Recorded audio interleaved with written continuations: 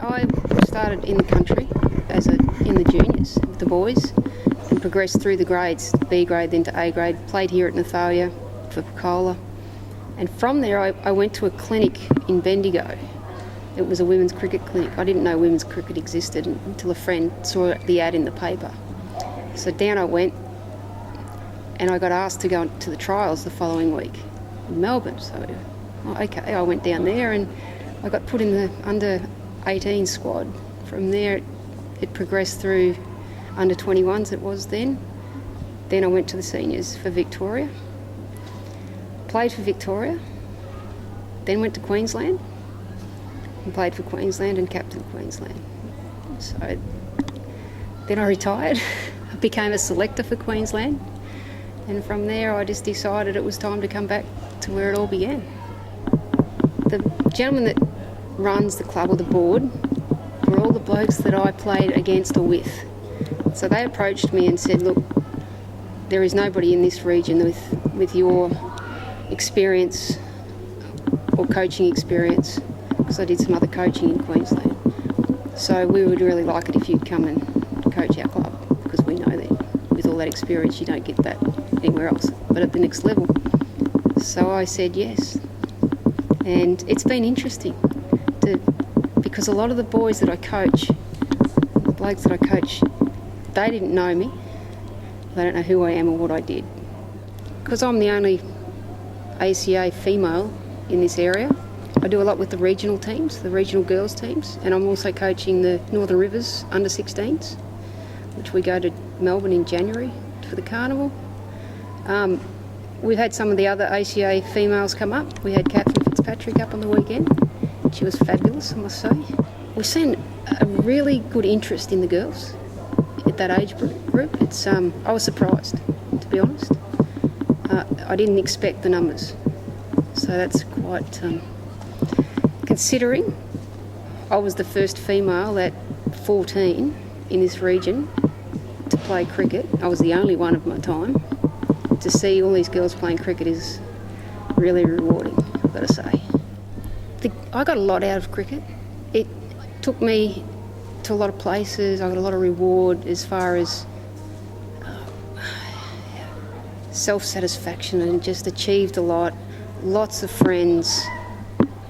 And I just think that in a team atmosphere, I really thrived. I loved it.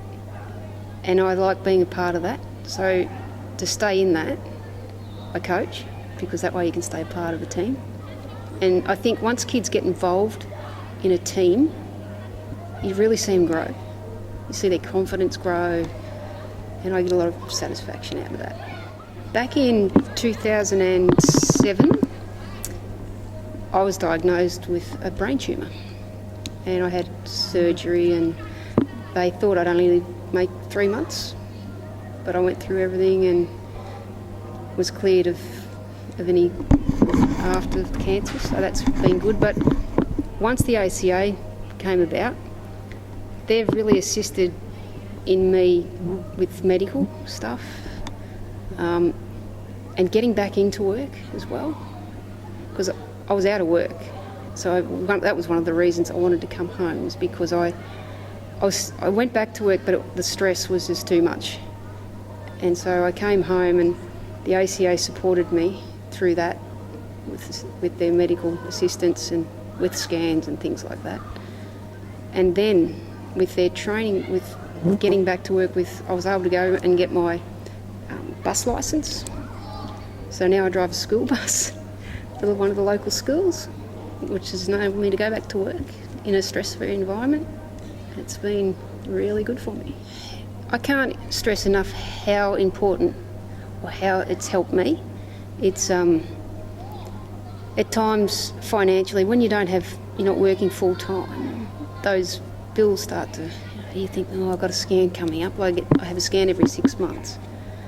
And I know that the ACA will probably once a year they'll fund some of that. And that's comforting. It's something I think, oh, okay, so I'll have. And then I can go and do some clinics and some coaching, and I get some funding from that. And it really helps. I can't emphasise how much it helps me. A lot of those past female players that haven't signed up would have been probably some of the ones from the earlier times that put a lot into cricket at their own financial loss. I remember when I was playing at that level, it cost us a fair bit of money. We gave up our holidays. I didn't have a career because I couldn't afford to go to uni, or I had to make sure that I could go to training. You give up a lot, and there was a lot before me that did that to give me what I had. So they should, because they can also give a bit back. Their knowledge of the game is extraordinary, and I think they get some satisfaction as well out of giving that back. I look at it in disbelief, to be honest, and go, wow, how good is all this for these girls?